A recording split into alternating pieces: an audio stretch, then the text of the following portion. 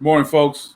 Lindsay Ellis from SPS back in the building, getting ready for another Monday motivation on March 1st, 2021. Yes, March 1st, 2021. Waiting on some more folks to chime in and say good morning. I want to get it popping, but just want to say this. Uh, we couldn't believe a year ago when we were at the start of the pandemic that we would now be at this moment. Things are changing.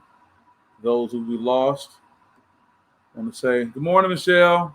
No, I couldn't say we've got it going on without you being on here. I appreciate you setting my clock to you. So we're gonna get started with today's Monday motivation. It's called Leaving the Shoreline, Michelle. I want to talk about leaving that shoreline. That's right. That beautiful, beautiful shoreline that we've seen, that we think about, that many of us wish to visit, soon as restrictions get lifted. But what do I mean by leaving the shoreline, Michelle? What do I mean by that? Well, let's define a shoreline. A shoreline, that is defined as the strip that marks the boundary between land and water. That's right. The strip that marks the boundary between land and water. And a lot of definitions of that we could talk about. But I think it's very important that we talk about this boundary, that presence that talks about one side or the other. And when I'm talking about leaving the shoreline, Michelle, and to the others who have checked in, I'm talking about mentally moving away from that place that we feel safe. I'll go a little bit further to an extreme nature and talking about leaving the shoreline. When you talk about the anxiety disorder called agoraphobia. Agoraphobia.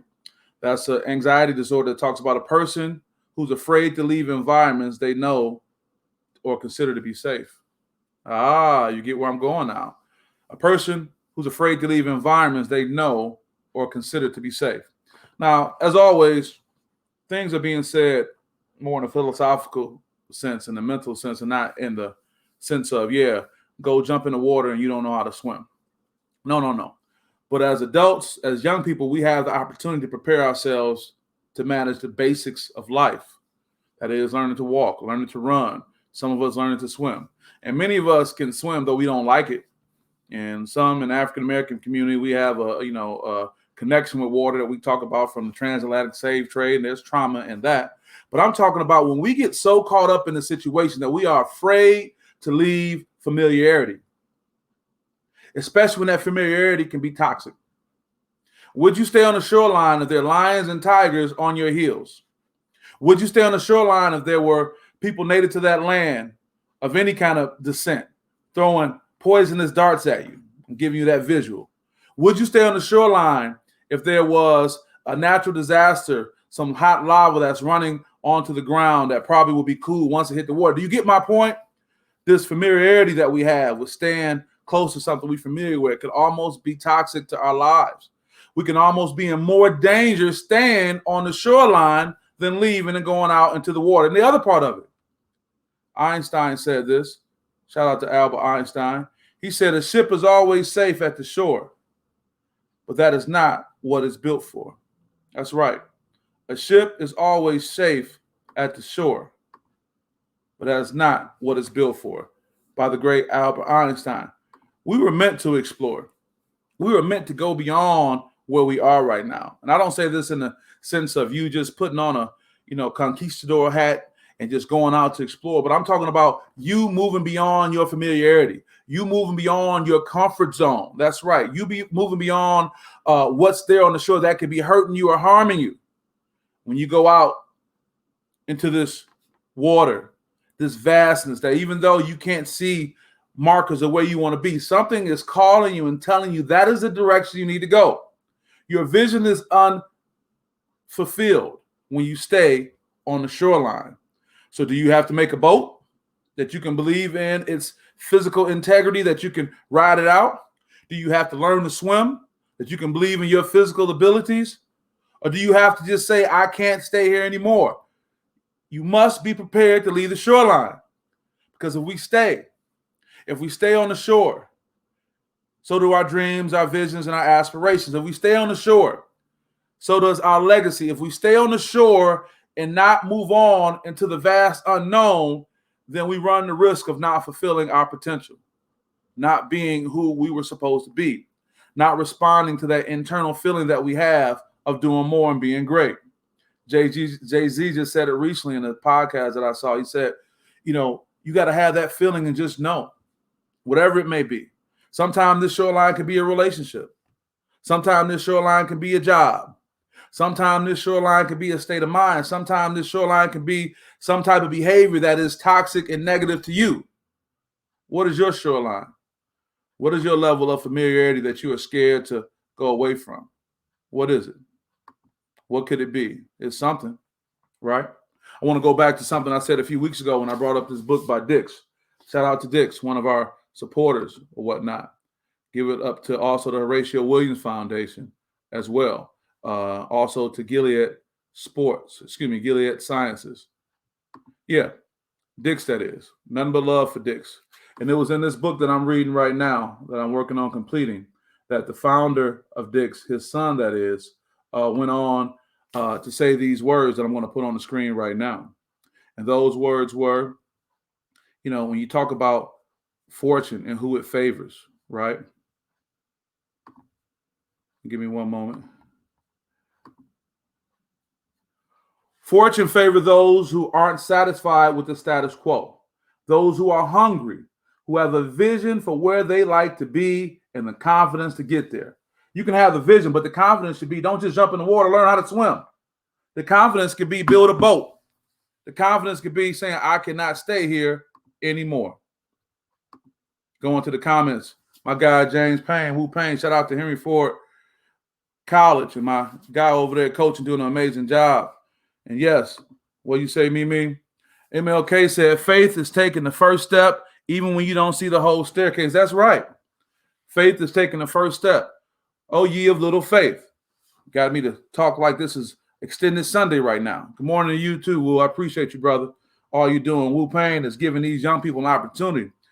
All these parents who are listening right now, and you got these Division I hopes for your son or even your daughter, James Wu Payne over at Henry Ford College, you need to get at him. Because see, what happens is a lot of us, want to lead a shoreline, but we didn't prepare. We didn't prepare to be a Division I athlete like we need to. We didn't prepare to do all the things we need to do to be successful. So what happens is when my guy James Payne reaches out to them with the opportunity, and many of them like that from Henry Ford College, we want to scoff at that. We want to say, no, I'm good. No, I'm better than that. And that's added with parents too. Parents add to that conversation, don't they, James? They say, no, you better than that. But guess what happens?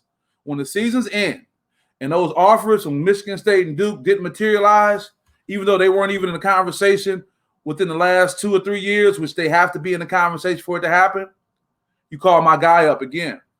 You call him back, and now you want to lead the shoreline. But guess what? It's too late. That boat is already filled. So don't look down on those in the recruiting game. You are who recruits you. Sorry to say it. Doesn't mean it have to be that way and stay that way, but you are who recruits you. So keep that in mind. Love those that love you. I'm not saying to settle, but gee whiz.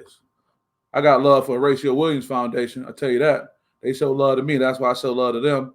I got love for Gilead Sciences. They show love to me. I show love to them. And, of course, Dick's Sporting Good. But getting back to our topic at hand, give a shout-out to my guy, James Wu Payne, as well. Well, here's what I'm getting at, guys.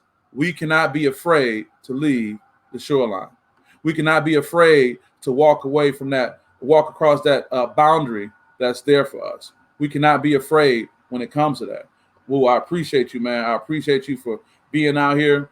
It seems that you out here at these games. I don't see them other Division I coaches out there at these games. And I'll be at games, right? But I see James Payne out there. I see James Payne out there clean, like he got a contract with Polo or something, clean on him when he get out there and trying to talk to these young people and give them an opportunity. And Michelle, again, I appreciate your comment. I want to go back to that about the great MLK saying faith is taking the first step when you don't see the whole staircase. See, many of us want to lead the shoreline, but we're not prepared. Many of us have stood on the shoreline for days and days, weeks and weeks, years and years, looking at the vast beyond and that unknown. But instead of finding the sticks and the twigs to build a raft, instead of doing push-ups, instead of learning to swim, We just sat there. We just sat there. And then we gave every reason why we can't leave the shoreline. It may be a relationship that you wanted. But instead of making yourself more appealable for the relationship, you just sat there. And that is your reason why you feel you can't leave the shoreline. Let's look at that beautiful shoreline again, guys. Let's look at that image. Because to me, it was beautiful. It's, an image that we need to see more and more of. You have the familiarity of the sand and the beach, but that vast unknown. But we must know that there's something on the other side of that horizon. There's something beyond what we see right there. And you got to have the confidence in knowing and following that inner spirit, following that inside voice to say, there's something that's there for me. This wouldn't be an issue if you had a boat. This wouldn't be an issue if you were an Olympic-style swimmer. So the preparation can allow you to leave the unfamiliar, the familiar that is. The preparation can allow you to go beyond what you feel is holding you back and what you don't want to do. You don't want to have to run and leave the shoreline out of fear. You don't want to have to just do it because you waited so long and you have no choice. Prepare yourself to go beyond the shoreline. That's right. We can leave the shoreline, folks. That's right. Look beyond the horizon. And that can be intimidating, Michelle. It can be hard because you say, I don't know what's there, but where is your faith? Where is your belief? And I know you can talk about the times you've been hurt, your heart been broken, somebody did you wrong, how society is. Hell, who you talking to? You're talking to a black man in America, right? Where I could turn on the news any given day and hear about some bullshit that happened to a black man. That's right, I said it. Black woman too. Black teens. I could talk about that. Am I accepting that? Absolutely not. But I am saying that is not going to stop me from dreaming and believing and pushing beyond the horizon. And as I swim and as I move forward to go beyond the horizon, I'm going to try to tell you the story. But I don't expect everyone to come along. Some of you are waiting for some of us to finally get in the water so you can jump on our back. But you can't do that. You'll drown me. You'll drown the dream. You'll drown your opportunity for me to help you. Don't jump on my back. Prepare yourselves just the same. And we can all go forward. But if we don't go forward, don't worry. When I go out, look back, but I ain't coming back. And maybe that's what I can leave with. I can look back, but I ain't coming back. Don't go back. Don't go back to where you were. Don't go back to your mental prison. Don't go back to that, form of being captive. Because why? Do you see those familiar faces on the shoreline, Michelle? Well, you see those familiar faces back there, and you can't go back because that is not where your destiny lies. Your destiny lies in going past the horizon. Change can be difficult, but so can standing still. Oh my God, Michelle, I passed the plate. Change can be difficult, but so can standing still. Don't stand there on the shoreline. Don't stand there locked into that mental prison. You got to leave some people behind. That may be with what you're doing with your business. That may be with what you're doing with your prices. That may be with what you're doing with who you decide to let in. Nah. Don't wait on the shoreline. If you're ready to go, it's time to go. And maybe this word is a word of encouragement to somebody out there who's thinking about moving beyond the shoreline, but they're so caught up with the familiar that they're scared to go. I don't want you to be scared to go. Prepare yourself and act accordingly. Because guess what? There's going to be some more humans on the other side of that horizon. There's going to be some more manna that falls from the sky. There's going to be some more milk and some more honey. Because you wouldn't have thought about going there. It wouldn't have been implanted in your brain. It wouldn't be in your DNA to forge forward. So with that, I hope this message can be positive to someone today. I want to thank Michelle for stopping in as always. I want to thank James Payne. Listen to what that brother is talking about. Listen to the opportunities that he has. Sometimes the opportunity we want, we may not be prepared for it, so we got to take a different opportunity. Doesn't mean you stuck. Doesn't mean you failed. It means that this is the opportunity for you to go forward. And sometimes our no's are the only way we'll get to a yes, because the no's force us to prepare ourselves for the future. So with that, I want to thank you guys. I want to wish you guys a wonderful week. It is March 1st. And I do remember a year ago, we were talking about this pandemic that was ravaging our lives. It took our loved ones and almost took our hope. But here we are getting ready to move forward.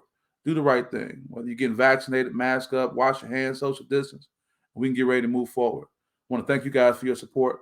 Thank you guys for supporting SPS. I want to again shout out our sponsors, the Horatio Williams Foundation. I want to shout out Gilead Sciences as well as Dix. And if you can't, pick up the book called It's How We Play the Game. Some great words there. All right, with that, I'll see you guys soon. Appreciate you. Take care. Number love.